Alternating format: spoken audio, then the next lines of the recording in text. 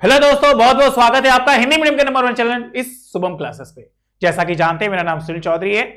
हम लोग क्या पढ़ रहे हैं? Physical chemistry. फिजिकल केमिस्ट्री की सॉलिड स्टेट और सॉल्यूशन दोनों चैप्टर को हम लोग कर चुके हैं डिस्कस। आज हम बात करने वाले अपने थर्ड चैप्टर इलेक्ट्रोकेमिस्ट्री, मतलब वैद्युत रसायन की। उम्मीद करते हैं कि जो फर्स्ट और सेकेंड चैप्टर के फाइनल शॉट थे वो हमारे सभी बच्चों को बहुत अच्छे समझ में आए होंगे। अगर फिर भी आपके कोई डाउट्स है तो मुझे प्लीज आप जरूर मैसेज कीजिएगा। हम आपके मैसेज का चाहे कमेंट में, चाहे आपके कहां टेलीग्राम पे जरूर मैसेज करेंगे। अगर मेरा वीडियो अच्छा लगे तो बच्चों लाइक जरूर करिएगा, ठीक है। जैसा कि रिवीजन टाइम चल रहा है, सभी के एग्जाम स्टार्ट हो चुके हैं, कुछ के एग्जाम अभी भी बाकी हैं और कुछ के एग्जाम हो चुके हैं। तो उम्मीद करते हैं कि जो बच्चों के एग्जाम हो चुके उन बच्चों को हमारे द्वारा पढ़ाए गए टॉपिक को जरूर आई होगी एग्जाम में, वो बच्चे बहुत अच्छे से किए होंगे। और जैसा कि रिवीजन करा रहे हैं, बच्चों का नाम है सर बिल्कुल इसी तरह आप रिवीजन कराइए और हम लोग आगे पढ़ते जाएंगे। तो चलो हो जाओ तैयार, निकाल लो कॉपी। आज हम लोग बात करने वाले अपने इस टॉपिक की, जिसका नाम है इलेक्ट्रोकेमिस्ट्री। देखिए 2021-22 की परीक्षा में अवश्य पूछे जाएंगे ये महत्वपूर्ण प्रश्न। इन्हें नोट्स करें एवं सभी सूत्रों की अलग कॉपी बनाए। हमारी एक ही समस्या होती है, फॉर्मूला नहीं याद होता है। फॉर्मूले के लिए क्या करें, तो आपसे बार बार रिक्वेस्ट है कि एक अलग कॉपी बना लीजिए। उस अलग कॉपी में नोट करेंगे तो 100% आपके मार्क्स अच्छे आएंगे। फॉर्मूला याद रहेगा तो न्यूमेरिकल अच्छे से होगा। 10 वर्षों में पूछे गए प्रश्नों का यह संग्रह है। महत्वपूर्ण बिंदु को लिखे और उन्हें याद रखें, ठीक है। क्योंकि अगर महत्वपूर्ण क्वेश्चन को आप पहले से नोट्स किए रहेंगे तो याद रहेगा और उससे संबंधित चीजें आप अक्सर एग्जाम में कर पाओगे। बताइए, क्या यहां तक कोई डाउट्स है? समझ में आ रहे सबको? तो चलिए बिना देर किए, ये हमारा फाइनल शॉट है, हम लोग अपने टॉपिक पे चलते हैं। हमारी जो टॉपिक है वो है इलेक्ट्रोकेमिस्ट्री। कॉपी निकाल लीजिए। सबसे पहली हेडिंग बनाएगा विशिष्ट चालकत्व। क्वेश्चन बनता है कि विशिष्ट चालकत्व क्या होता है। देखिए दिख रहा होगा साफ साफ, फास्ट बेटा फास्ट। विशिष्ट चालकत्व, आप क्या करिए, कॉपी निकाल लीजिए बच्चा। नंबर 1, विलयन के 1 घन सेंटीमीटर की चालकता विशिष्ट चालकत्व कहलाती है। पहला क्वेश्चन यही है। अगर हम वैद्युत रसायन की बात करें तो रसायन विज्ञान की वह शाखा जिसमें वैद्युत द्वारा अपघट्यों के कारक, सांद्रता, ताप, दाब के बारे में अध्ययन किया जाता है, उस विज्ञान को ही वैद्युत रसायन कहते हैं। इसमें सबसे पहली टॉपिक आती है हमारा विशिष्ट चालकत्व। तो विलयन के 1 घन सेंटीमीटर चालकता विशिष्ट चालकत्व कहलाती है। दूसरा, तुल्यांकी चालकता। विद्युत अपघट्य के 1 ग्राम तुल्यांक युक्त विलयन की चालकता को तुल्यांकी चालकता कहते हैं। फिर से, विलयन के 1 ग्राम तुल्य विलयन की चालकता को तुल्यांकी चालकता कहते हैं, जिसे इससे दिखाते हैं। याद करिए, फॉर्मूला मेरे बच्चों को अच्छे से याद होना चाहिए। एग्जाम में फॉर्मूले ही बहुत इंपॉर्टेंट है, वही ज्यादातर आएंगे। इसके बाद होगी मोलर चालकता। विद्युत अपघट्य के 1 ग्राम अणु, देख लीजिए, युक्त विलयन की जो चालकता है वही उसकी मोलर चालकता कहलाती है। कुछ नहीं करना है, बस चेंज करके नीचे मोलरिटी कर देना है, चेंज करके ऊपर नॉर्मलिटी कर देना है। नॉर्मलिटी करेंगे तो तुल्यांकी चालकता हो जाएगी और अगर मोलरिटी करेंगे तो मूल्यांकी चालकता आएगी। बताइए, क्या यह बात क्लियर है? एक छोटा सा नोट लिख लीजिए।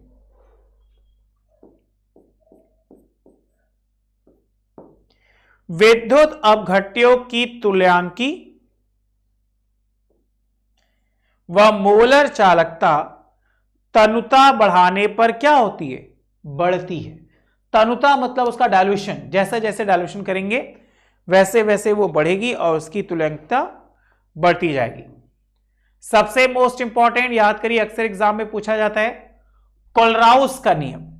तो कॉपी में नोट भी कर लीजिए, जो बच्चे नोट किए हैं अच्छी बात है, वो मार्क कर लीजिए। अगर आप साथ साथ लिख रहे हैं तो अच्छी बात है, नहीं साथ लिख पा रहे तो आप वीडियो का स्क्रीनशॉट खींच के रखिए, स्क्रीनशॉट में लिख लीजिएगा। देखिए,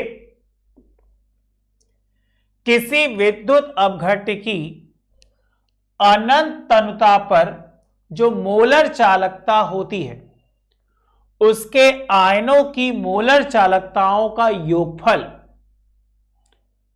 होती है। इस नियम को ही कोलराउस का नियम कहते हैं। एक बार रिपीट कर रहे हैं, ध्यान से देख लीजिए, याद कर लीजिए। किसी विद्युत अपघट्य की अनंत तनुता पर मोलर चालकता उसके आयनों की मोलर चालकताओं का योगफल होती है। इस नियम को ही कोलराउस का नियम कहते हैं। ओके, आगे, विद्युत रासायनिक सेल, वह युक्ति जो रासायनिक ऊर्जा को, किस ऊर्जा को, रासायनिक ऊर्जा को विद्युत ऊर्जा में परिवर्तित करती है, उसे ही विद्युत रासायनिक सेल कहा जाता है। क्वेश्चन बनेगा कि विद्युत रासायनिक सेल किसे कहते हैं, तो वहीं से याद रखिए, वह युक्ति जो रासायनिक ऊर्जा को विद्युत ऊर्जा में परिवर्तित करती है उसे विद्युत रासायनिक सेल कहा जाता है। एक और, विद्युत अपघटनी सेल क्या है? देखिए, वह युक्ति जो विद्युत ऊर्जा को रासायनिक ऊर्जा में परिवर्तित हो, उल्टा नहीं लग रहा है, रासायनिक ऊर्जा को विद्युत में बदले तो विद्युत रासायनिक सेल, विद्युत ऊर्जा को रासायनिक ऊर्जा में बदले तो विद्युत अपघटनी सेल। याद कर लीजिए, इसमें जो प्रयुक्त होता है उसे ही कहते हैं इलेक्ट्रोड्स। इलेक्ट्रोड दो प्रकार के होते हैं, एक धनात्मक होता है, एक ऋणात्मक होता है। तो धनात्मक इलेक्ट्रोड जिस पर अपचयन अभिक्रिया होती है उसे कहते हैं कैथोड, और ऋणात्मक इलेक्ट्रोड जिस पे ऑक्सीकरण की अभिक्रिया होती है उसे कहते हैं एनोड। मानक हाइड्रोजन इलेक्ट्रोड का मान जो है 0 होता है। बताइए, यहां तक क्लियर है? नोट कर लीजिए बच्चा, फास्ट फास्ट, जितनी जल्दी नोट करेंगे उतनी जल्दी क्लियर होगा। ठीक है,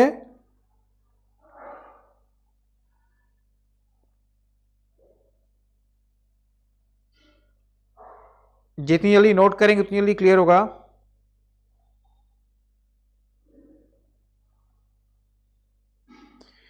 बहुत ध्यान से, बहुत मन लगा के करना है।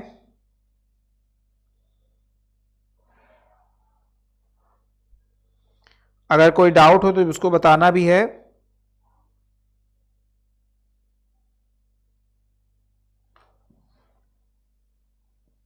चलिए हम आगे बढ़ रहे हैं ना,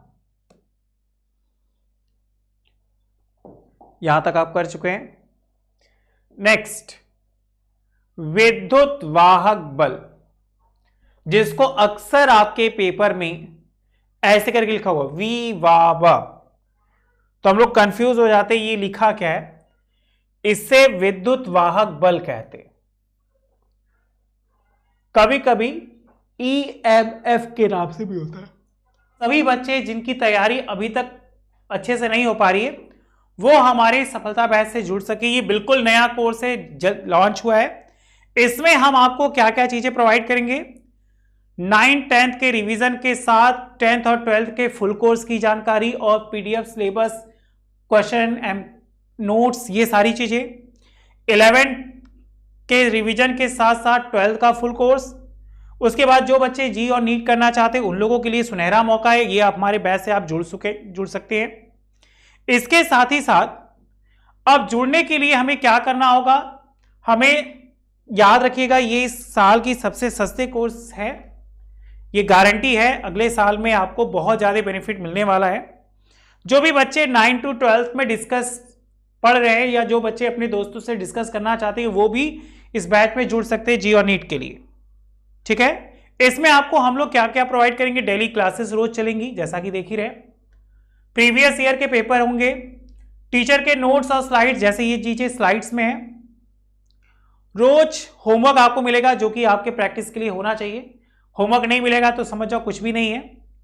और उसके साथ ही साथ डाउट सॉल्विंग, आपको डाउट्स जितने वो भी होंगे वो सारी चीजें क्लियर हो जाएंगी, वीडियो का सॉल्यूशन और प्रैक्टिस पेपर, क्योंकि जितनी ज्यादा आप जिस चीज की प्रैक्टिस करेंगे उतना ज्यादा आपके लिए लाभ होगा। ये कुछ बच्चे हैं जो इस साल टॉप किए हैं इस बैच से जुड़कर, कमलप्रीत, कोमल, ऋषित। ठीक है, इसमें जुड़ने के लिए क्या करना है, इस नंबर पे कॉल करिए। और अगर आप डिस्काउंट पाना चाहते हैं और हमारे इस बैच के आप स्टूडेंट हैं तो आप लोग शुभम 10 का यूज कीजिए जो आपको 100% आपको अच्छे मार्क्स दिलाएगा।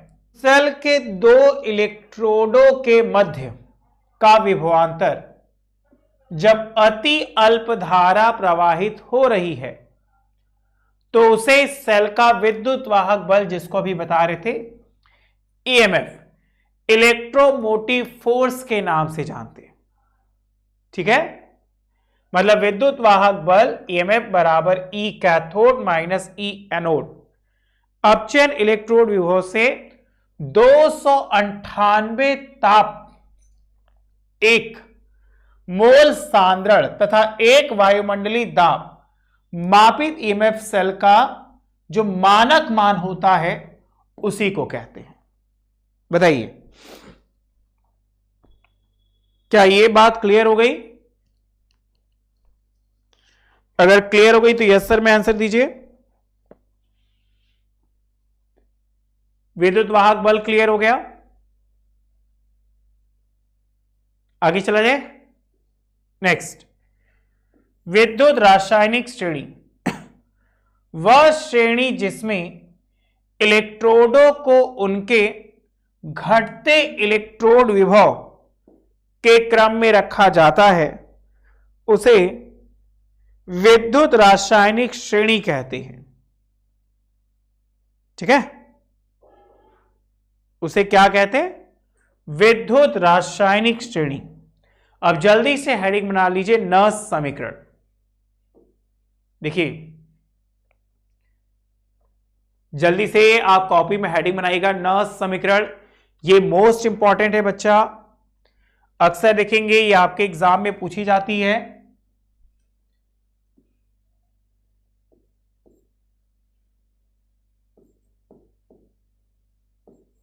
ऐसे भी लिखा होता है, वह समीकरण जो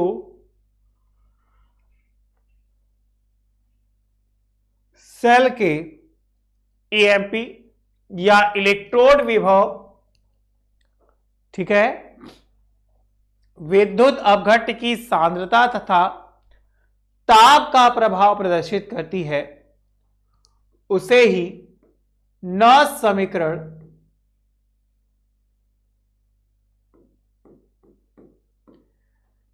कहते हैं या कहलाती है।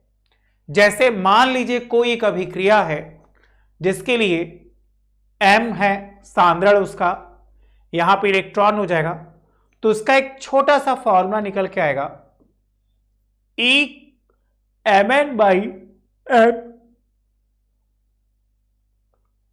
इसको बच्चा E0 पढ़िए, -2.303 RT/NF। F क्या है? F है फैराडे। और मेरे बच्चे बहुत अच्छे से जानते हैं, एक फैराडे का मान 96,500 कूलम, जानते हैं ना। दूसरा EMN/m = E0 0.0591/n log m/mn। बताइए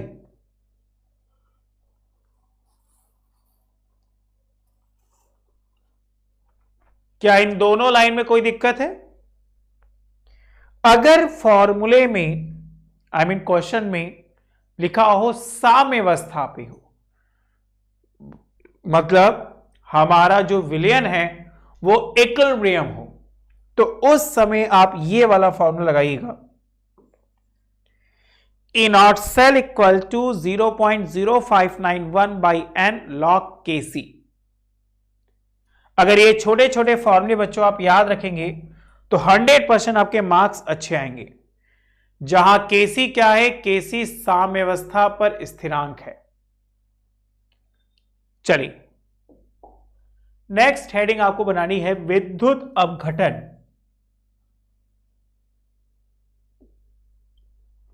क्या है? विद्युत अपघट्य के गलित या जलीय विलयन में विद्युत धारा प्रवाहित करने पर विद्युत अपघट्य का क्या वियोजन होता है, उसे ही विद्युत वियोजन के नाम से जानते हैं। क्वेश्चन बनेगा कि विद्युत अपघटन किसे कहते हैं, तो वहीं से आप इसको कॉपी कर लीजिए।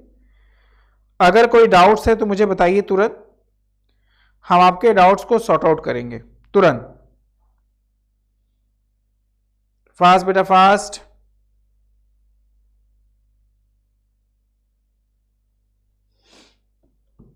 चलिए, ये तो नाम सुना होगा फैराडे का नियम। अब फैराडे ने 2-3 नियम दिए, फिलहाल हम बात करेंगे फैराडे के प्रथम नियम की। क्या कहा? किसी इलेक्ट्रोड पर मुक्त पदार्थ की मात्रा प्रवाहित विद्युत धारा के हमेशा क्या होती है? समानुपाती होती है। मतलब W इज प्रोपोर्शनल Q। अब Q IT के बराबर होता है, तो Q की जगह हम क्या मान लेंगे? IT होता है, तो Q को हटाकर IT लिख दिया, ये प्रोपोर्शनल। और मेरे बच्चे जानते हैं इस प्रोपोर्शनल होता है तो एक नियतांक आता है जिसको Z कहते हैं, और Z को विद्युत रासायनिक तुल्यांक कहते हैं। तो एक छोटा सा फॉर्मूला निकल गया कि W इक्वल टू ZIT। ये क्या है? फैराडे का प्रथम नियम। अब W इक्वल टू ZIT में जहां I जो है वो धारा है जिसका मान एंपियर में होता है, Q विद्युत की मात्रा है, Z विद्युत रासायनिक तुल्यांक है, और T समय है। चलिए नेक्स्ट हेडिंग बनाइए ईंधन शेल।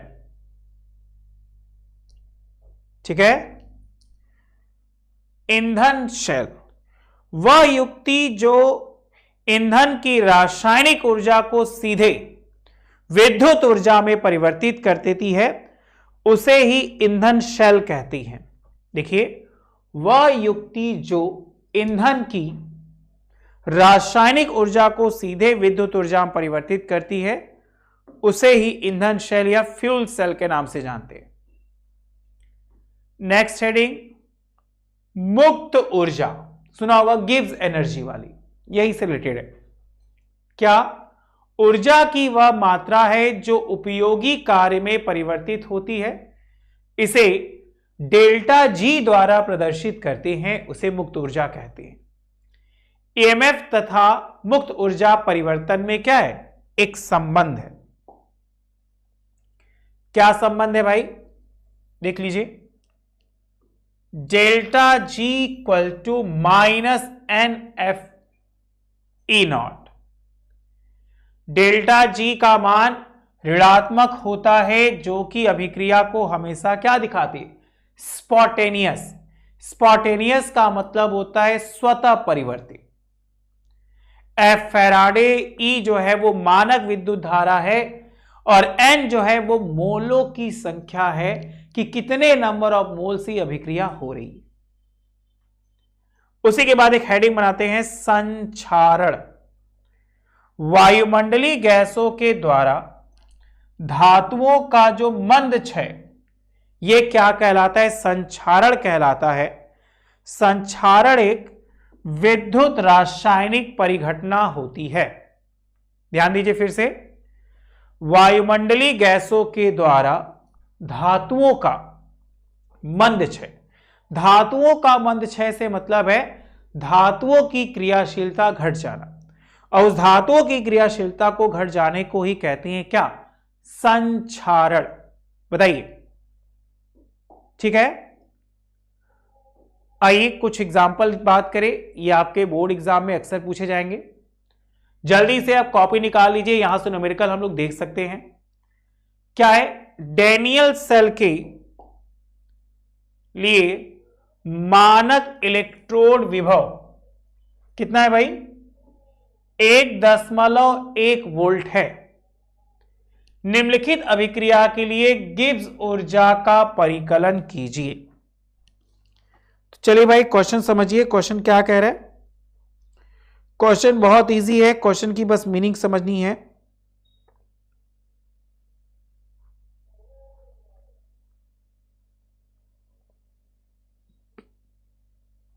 ओके, डैनियल सेल के लिए मानक इलेक्ट्रोड विभव 1.1 वोल्ट है। निम्नलिखित के लिए गिब्स मुक्त ऊर्जा का मान निकालना है। हम देख पा रहे Zn plus Cu2 plus aqueous solution Zn plus 2 और Cu कॉपर। फॉर्मूला हम लोग क्या ले लिए? Delta Z0 equal to minus NFe। अब यहां से मान निकालिए, अभिक्रिया आपको दी गई है, Zn के ऊपर प्लस 2 है, कॉपर के ऊपर भी प्लस 2 है। ये आपका कॉपर है, ये Zn है। तो यहां से प्रयुक्त इलेक्ट्रॉन जो n का मान हो गया वो दोनों पे हो गया n का मान 2। अब क्वेश्चन में गिवन है मानक इलेक्ट्रोड विभव 1.1, मतलब आपको E0 का मान पता चल गया क्या? 1.1 वोल्ट। और हम लोग अच्छे से जानते हैं, देखिए n का मान पता चल गया 2, E0 का मान पता चल गया 1.1 वोल्ट, और F का मान हम लोग जानते हैं क्या? 96,500, ये फिक्स है। तो क्या हम यहां से नहीं निकालेंगे? बिल्कुल निकालेंगे। यहां से हम डेल्टा G0 का मान निकालेंगे क्या? -2 इंटू 96,500 गुणे 1.1 गुणा करने पर आ रहा है -21,23,00 जूल। ठीक है, -21,23,00 कुलाम वोल्ट। और हम लोग जानते हैं 1 कुलाम वोल्ट जो है वो 1 जूल के बराबर होता है। बताइए, क्या ये चीज आपको अच्छे समझ में आ गई? तो आप यस सर में आंसर दीजिए, अगर नहीं आई है तो बताइए वो भी।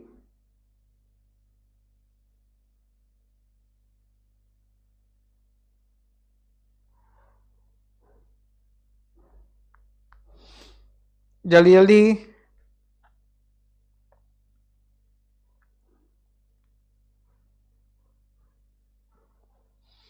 आगे चला जाए,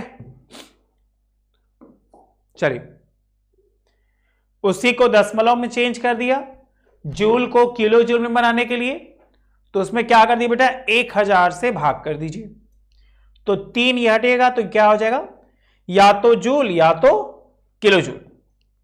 आइए नेक्स्ट, क्या कह रहे हैं? एक अभिक्रिया है, अभिक्रिया को हम चेंज कर ले रहे हैं। 3Sn plus 4 2Cr 3Sn plus 2 plus 2Cr के लिए ये एक अभिक्रिया है। E0 सेल का मान दे दिया है क्या? प्लस 0.89 वोल्ट है। इस अभिक्रिया के लिए डेल्टा जी को ही कहते हैं क्या? मानक गिब्स मुक्त ऊर्जा की गणना कीजिए। अब हमारे पास एक अभिक्रिया आ गई, अभिक्रिया आपके सामने है। 3Sn प्लस 4 2Cr, बैलेंस करने के लिए यहां 2 लगा दीजिए, तीर का निशान,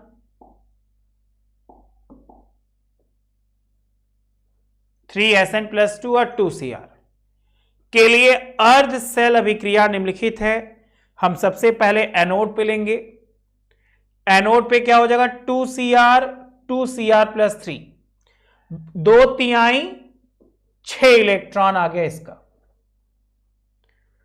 उसी तरह कैथोड पे बात करेंगे तो 3Cn+2, देखिए 3 चौका 12 और 3 दूना 6, उधर 6 इधर 12, तो 6 करने के लिए हम इसमें 6 इलेक्ट्रॉन जोड़ देंगे तो ये घट जाएगा। तो n का मान 100% क्या हो जाएगा, 6। n ऐसे ही निकालते। कभी भी n का मान निकालने के लिए हमेशा याद रखिएगा उन अभिक्रियाओं में उपस्थित तत्वों की मात्रा को आप जोड़ लीजिए, ठीक है, तो वहां से मान निकल जाएगा। बताइए, यहां तक आप नोट कर लिए। अब आगे आपसे कह रहा है गिब्स मुक्त ऊर्जा का फॉर्मूला हम लोग को अच्छे से पता है, क्या, ΔG0 इक्वल टू -NE0। देखिए N ΔG0 equal to -NFE0। N E0 F, तो क्या आया, 51-53-10 कूलाम वोल्ट या 51-53-10 जूल या किलो जूल बदल दो 515.31 किलो जूल। बताइए बच्चा, इस बात से आप सहमत हैं? सहमत है तो यस सर में आंसर दीजिए।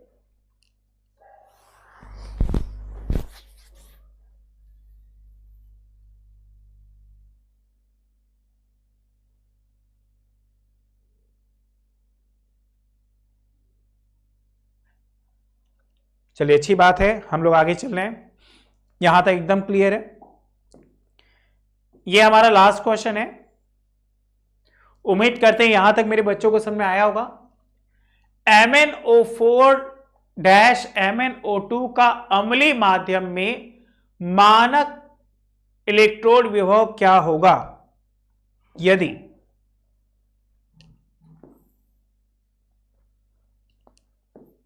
E0 MnO4 minus dash Mn+2 का मान दिया है 1.51 volt. E0 MnO2 dash Mn2+ का मान दिया है क्या, 1.23 वोल्ट। निकाल लीजिए यहीं से। इधर MnO4 माइनस है तो 8 हाइड्रोजन जोड़ के 5 इलेक्ट्रॉन घटाइए तो धनात्मक होगा। उधर H2 को जोड़ दीजिए तो सबसे पहले हम डेल्टा G1 का मान ले लेंगे क्या, -NF E0। मान रखने पर डेल्टा G1 का मान क्या आया, -7.55 फैराडे। ये हमारा इक्वेशन नंबर 1 था। इक्वेशन नंबर 2, Mn+2 2 इलेक्ट्रॉन घटाने के लिए 4 इसमें वो कर दिए तो आ गया डेल्टा Z2 का मान आया कितना बच्चा, -2.46 फैराडे। अब 2 समीकरण हो गए। एक हो गया समीकरण नंबर 1, एक हो गया समीकरण नंबर 2।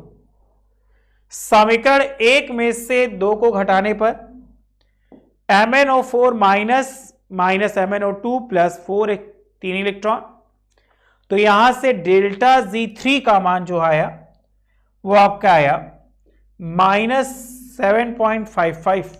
देख लीजिए, घटा दीजिए डेल्टा Z3, -5.09।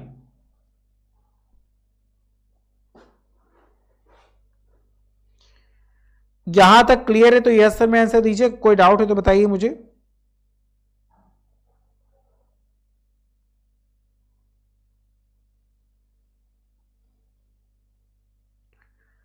जल्दी जल्दी बेटा।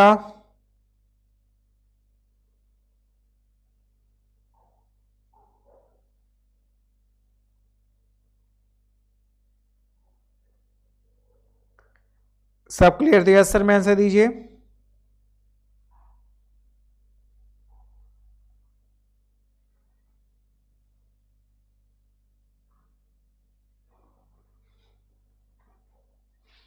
आगे चला जाए।